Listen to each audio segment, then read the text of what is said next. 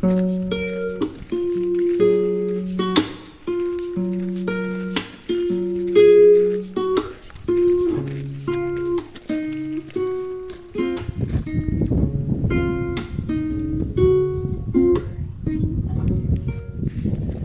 tout le monde, bienvenue sur la chaîne Sans Nomade. Là aujourd'hui je suis sur le chemin Qatar au départ de Tuchan. Donc il fait magnifique, il n'y a pas de fumée donc tout va bien, il n'y a rien à l'horizon.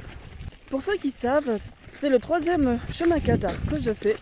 Donc j'ai eu 2 tentatives où le portable a complètement, il n'a pas du tout fonctionné tout simplement. Donc pour les vidéos, pour vous partager mon quotidien, c'était très compliqué, voilà. Bon, avec Instagram c'est beaucoup mieux, mais je préfère garder l'ancienne méthode par YouTube. Donc là, on se demande où est mon sac. Voilà. Et du coup, le sac est tout derrière. C'est une nouveauté. Donc le chariot Tactical 13 que je me suis dit, voilà, je vais un peu le tester sur le terrain. Et ma foi, il fonctionne très bien. Bon, il ne faut pas le charger comme une mule, hein. Il ne peut pas supporter au-delà de 20 kg. Mais par contre, il fait largement son travail. Mon dos est plus reposé. Et comme ça, je peux faire des concerts dans les différents lieux. Donc hier soir, c'était au camping de la Perrière à Tuchan, où il y avait un programme classique, musique celtique et improvisation. Et ensuite, là, le prochain, ça va être à Puy-Vert, je crois. Mais je vous donnerai les infos dans la description en dessous. Alors, là, le programme d'aujourd'hui, c'est d'arriver entière et en bonne forme à Paillepertus. Donc il y a un spot qui est super beau, à côté de la cascade, d'une rivière. Donc il y aura peut-être du monde quand je vais arriver. Mais par contre, le soir, ça va être vraiment tranquille. Je croise les doigts que sur ce chemin, le portable ne va pas s'éteindre tout seul. Pas comme la mésaventure de l'année dernière. Mais voilà, c'est... Comme vous savez, à chaque randonnée, bon là c'est le 2e, je fais des vidéos. Là c'était les problèmes techniques, c'était vraiment compliqué. Donc là c'est la 3e fois que je fais le chemin Qatar. Et c'est la dernière fois aussi que je le fais, puisque l'année prochaine, je ferai une autre randonnée. Je garde la surprise. Sur ce chemin anciennement brûlé, on peut voir des vestiges. La nature a bien repris. Les feux actuels sont d'une telle ampleur qu'on se doit de faire beaucoup plus attention. Il y a toujours des accidents domestiques ou professionnels. Mais je retrouve aussi quelques mégots. Gardez à l'esprit que la nature met du temps à se remettre. 9 feux sur 10 sont d'origine humaine. Cela fait beaucoup. Force à tous les pompiers qui bravent comme ils peuvent les flammes.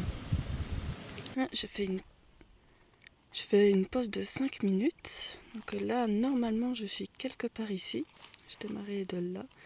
Et le but de la journée, c'est déjà de visiter le château de Quéribus pour ensuite aller à Duilac. Donc à Cucugnan, je pense y être vers 14h, un truc comme ça. Donc s'il y a le château vers 15h, et là, ça sera vraiment rapide. Je pense 2 heures de marche, ça devrait le faire. Mais là, ces temps-ci, aujourd'hui, j'ai entendu 2 coups de feu. C'est bizarre parce que c'est pas la saison de la chasse. Alors, je ne sais pas ce que c'est exactement, mais c'est vraiment là-bas, quoi. C'est très loin. Donc, bon, fais attention. Mais là, de toute façon, je vais aller de ce côté. Ça y est, je suis enfin arrivée au col. Le chariot, il n'arrêtait pas de basculer. J'ai dû le mettre sur le dos et ensuite le reposer parfois, mais avec la pente montante, là, c'était hyper dur. Donc j'ai pris beaucoup de temps sur ça. Parce que dans le sac, j'utilise pas le carte postal parce que j'ai de l'énergie. Donc je préfère utiliser moi-même le portage. Parce qu'avec le problème pour moi avec le carte postale, c'est que déjà je vois pas le sac. Donc d'un autre côté, moi ça me rassure pas trop. Mais en même temps, il faut arriver au gîte ou au camping à telle heure, vraiment le soir, faut être là. Donc si jamais il y a un problème, c'est un peu dans les choux. Donc là, j'ai le sac. Il est tracté. Je sais pas si vous arrivez à voir. Avec les bâtons, c'est directement attaché. Bon, là, j'ai la gourde au co, je ferai une vidéo. Donc là, j'ai les bâtons. Je ferai un peu un récapitulatif. Les bâtons qui sont attachés au mousqueton, qui sont attachés à la ceinture que j'ai au niveau du bassin. Donc en soi, je porte même pas la moitié du sac. C'est vraiment un tiers du poids. Niveau stabilité, je trouve que franchement c'est pas mal.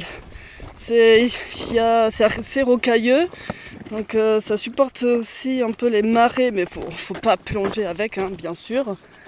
Et j'ai pas d'eau, yes. Il n'y a aucune rivière. Heureusement, je me suis arrêtée à Paderne pour prendre l'eau, pas d'une rivière, pour justement tester la gourde au co. Bon, je l'ai déjà testé en amont, mais c'est juste vraiment l'utiliser pour ce pourquoi je préfère l'utiliser ce pourquoi elle a été construite. Et du coup, en face là, ici, c'est le château de Kiribus. Donc je vais m'arrêter là-bas. Donc il y a un parking, il y a un office de tourisme. Je vais laisser le sac, me faire un bon petit déjeuner. Et après, on va visiter le château. Je crois qu'à l'intérieur, il y a aussi un escalier en spirale. Donc assez impressionnant. Donc voilà. Là, c'est un peu la mise en route après un an d'absence. Donc j'ai pas pu faire la vidéo l'année dernière, mais c'est vraiment le même chemin. Là, j'ai les concerts. Donc dans les différentes étapes. Donc il y a 4 concerts en tout. Je vous mettrai les dates, faut pas que j'oublie. Et je me suis dit, voilà, c'est tant qu'à boucler le chemin Qatar, autant le faire sur une bonne note. Sans mauvais jeu de mots, bien sûr. Donc là, j'espère arriver assez vite. Mais là, heureusement, c'est que de la descente. Parce qu'en termes d'eau, j'en ai pas beaucoup pris. Que je remette ici. Hop, allez, rentre. Voilà. Ouais. La gourde au co, il y a un filtrage. Ici, là, il y a un énorme filtre qui permet de nettoyer, de purifier l'eau. Bon, ça filtre l'eau du robinet contre les PFAS, les impuretés des eaux naturelles. Mais c'est moins contraignant de dépendre directement des sources potables dans les villages, tout ça, parce que déjà, souvent, il y a eau non potable et eau non vérifiée. Donc il y a une différence entre ces deux-là. Eau non potable, c'est directement, si vous voulez, un aller simple pour l'au-delà. Et eau non vérifiée, où on peut boire, mais c'est une chance sur 2. Donc là, vaut mieux demander aux habitants qui vivent dans ces villages pendant un bon bout de temps. Et j'ai fait tomber la perche et la crème solaire. Hop, voilà. J'ai la flemme de remettre. Je m'arrêterai à l'ombre. En termes d'eau, j'ai un choix beaucoup plus large parce que il y a les rivières, les cascades, les lacs, les eaux non vérifiées, non potables, tout ça. Donc je peux prendre sans problème. Là, j'ai bu l'eau de la rivière ce matin. Bon, il s'est rien passé parce que je me méfie un peu de la douve du foie. C'est un parasite un parasite aquatique qui qui dévore le foie. C'est pas rapide, mais ça varie. C'est selon les bactéries. C'est soit elle attaque dans le mois, soit elle peut se déclarer après 10 ans. Donc voilà. Donc il y a la douve du foie auquel il faut faire extrêmement attention. Et ensuite il y a l'échinococose. Donc ça c'est plus une plante, une bactérie qu'on trouve sur le plante au ras du sol. Donc c'est pour ça qu'il faut toujours les nettoyer parce que les animaux sauvages ils passent par là, il y a de l'urine, donc c'est pas toujours très propre. Donc ce sont ces 2 bactéries auxquelles il faut vraiment se méfier. Mais sinon en dehors de ça c'est plutôt tranquille. Il n'y a pas de suspicion d'orage. Donc c'est plutôt bien. Dressé à 728 mètres d'altitude sur un piton rocheux à l'extrême sud des Hautes-Corbières, le château de Quéribus veille depuis des siècles sur la vaste plaine du Roussillon. Une position stratégique aux confins des anciens royaumes de France et d'Aragon, qui lui a valu d'être promue forteresse royale par Saint-Louis au XIIIe siècle. Cet exceptionnel panorama à 360 degrés, qui porte à plus de 35 km de rayon, permet ainsi d'embrasser une grande diversité de paysages, comme les crêtes montagneuses, les vallées viticoles, les versants couverts de garrigues et les boisements de chênes verts. Mais d'où vient le nom de Quéribus? La première mention de Quéribus Kerbuccio apparaît en l'an 1020 dans le testament de Bernard Taillefer, un comte catalan de Bezzalou, parmi les possessions qu'il lègue à son fils aîné Guilhem. En 1111, les domaines de comte de Bezzalou sont réunis à ceux du comté de Barcelone, puis intégrés au royaume d'Aragon en 1162, à la suite du mariage de Raymond Béranger IV, comte de Barcelone, et de Pétronille, héritière de la couronne aragonaise. Quéribus devient l'un des châteaux les plus septentrionaux du nouveau et puissant royaume aragonais. Laissé à l'écart des affrontements des croisades de 1209 et 1226, Quéribus sera l'un des derniers châteaux des Corbières à tomber dans les mains du roi de France avec celui de Puylaurens. Après le traité de Mauparis en 1229, et plus encore après l'échec de la révolte du vicomte de Trincavel en 1240, le château sert en effet de refuge aux cathares et aux fétis, ces seigneurs languedociens dépossédés de leurs terres pour cause de soutien à l'hérésie. Je rappelle que les cathares ne s'appelaient pas proprement parler comme ça, ils s'appelaient entre eux les beaux hommes et les bonnes femmes. Le mot cathare est venu bien après.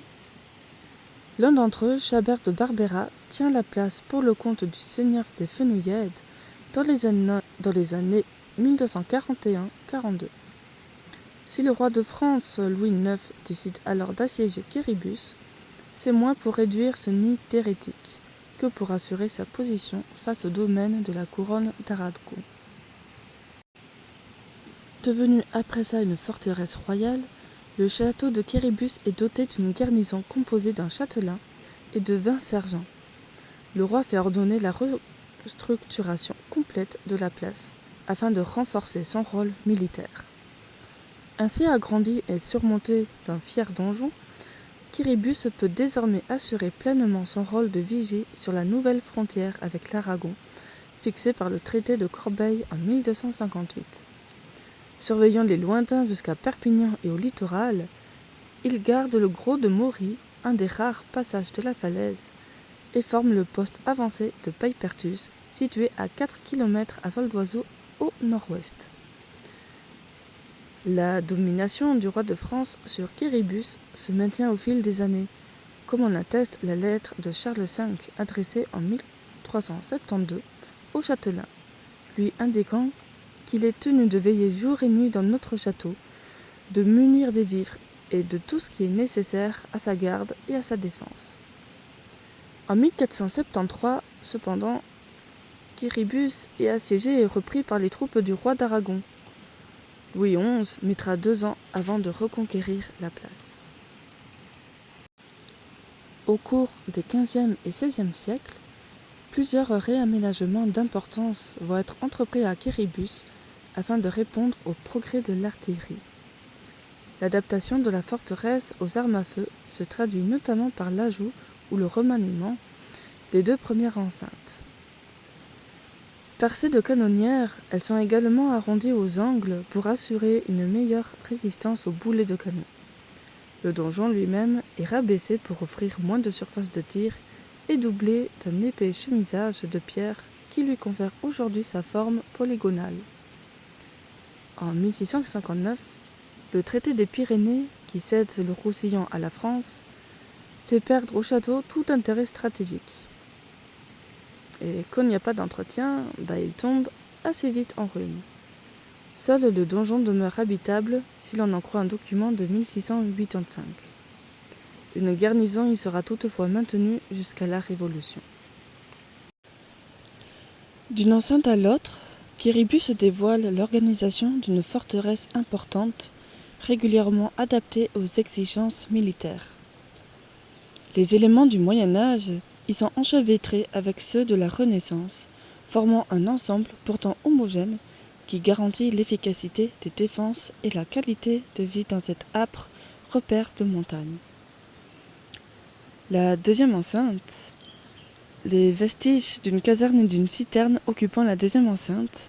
La caserne est un bâtiment rectangulaire offrant une grande surface habitable. Lorsque Saint-Louis s'empare de Quiribus, il y installe une garnison de 20 à 25 soldats. Puis la garnison tombe à une dizaine de soldats un peu plus tard au cours du XIIIe siècle.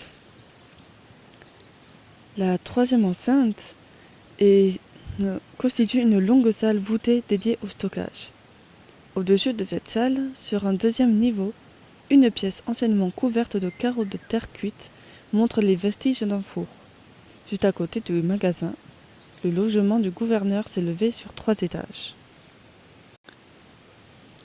Le donjon de Quiribus se reconnaît de loin.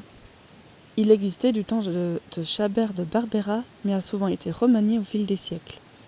Il était sans doute plus haut au temps des ingénieurs du roi Louis IX. C'est pour s'adapter à l'apparition de l'artillerie portative qu'il a été abaissé et surtout épaissi. À l'intérieur, la salle du pilier est aussi un bel exemple d'ingénieuse adaptation. Ce n'est pas une chapelle. Il y a en réalité 2 salles qui se superposent. Une salle correspondant à la chapelle basse du donjon de Chabert de Barbera et au-dessus, à l'origine séparée par un plancher, l'impressionnante salle dite salle du pilier. C'est un remarquable exemple de technologie médiévale.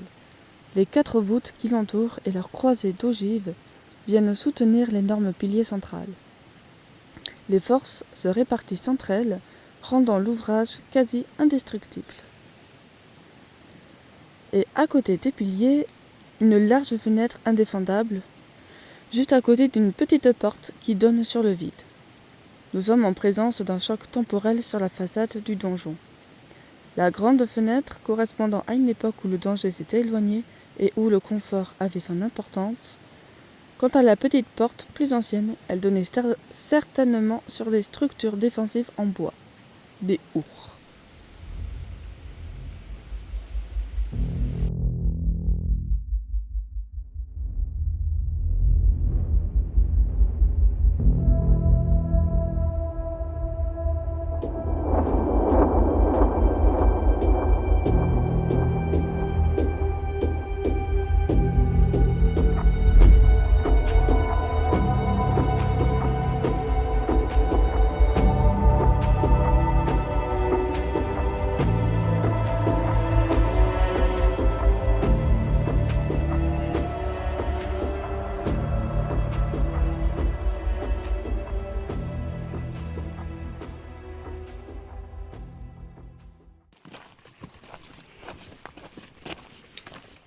Et nous voici arrivés enfin à Duilac-Sous-Paypertus.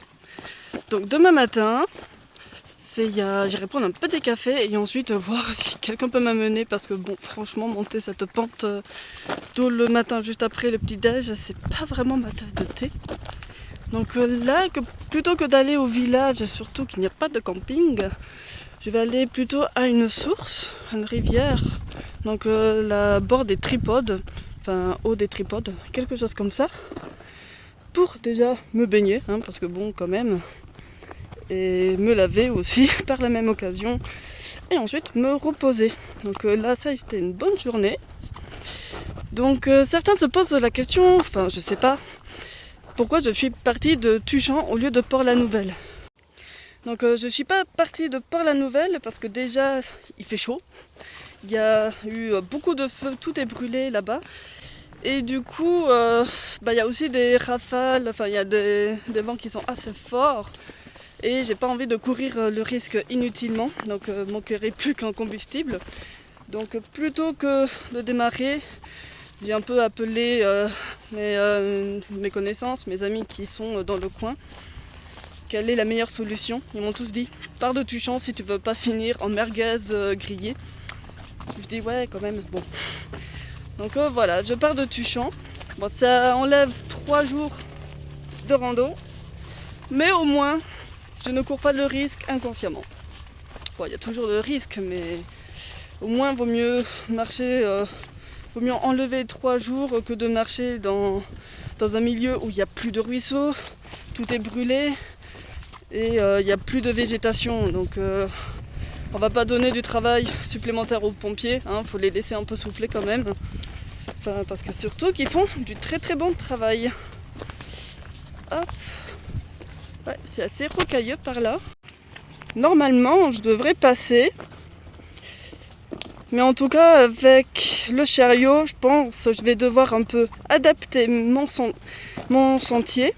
Donc par exemple pour les gorges de la Frau, là c'est le soir, j'arrive plus à parler, je serai obligée de faire un détour parce que déjà il n'y a pas de réseau.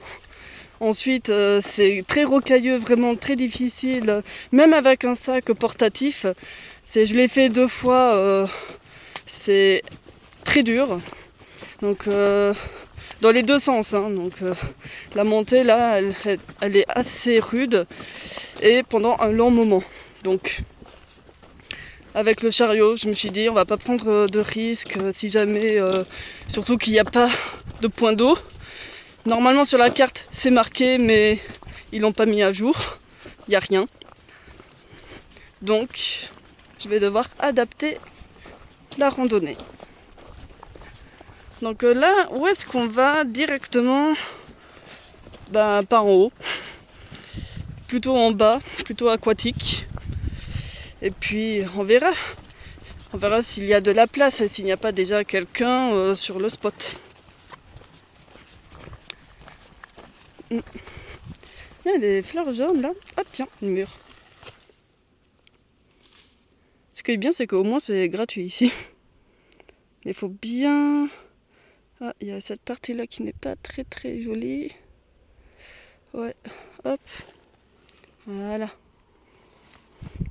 Il faut faire attention parce que des fois, parce que si on le cueille en dessous du bassin, c'est là où on peut avoir des maladies comme l'échinococcus alvéolaire. Enfin, celle qui détruit vraiment l'intestin. Putain, il y a des moustiques tigres en plus. Hop. Voilà. Ça fait un apport sucre intéressant.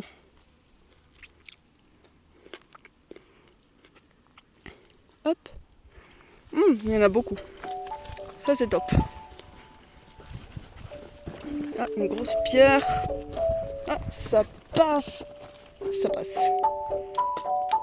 Oups. Éventail.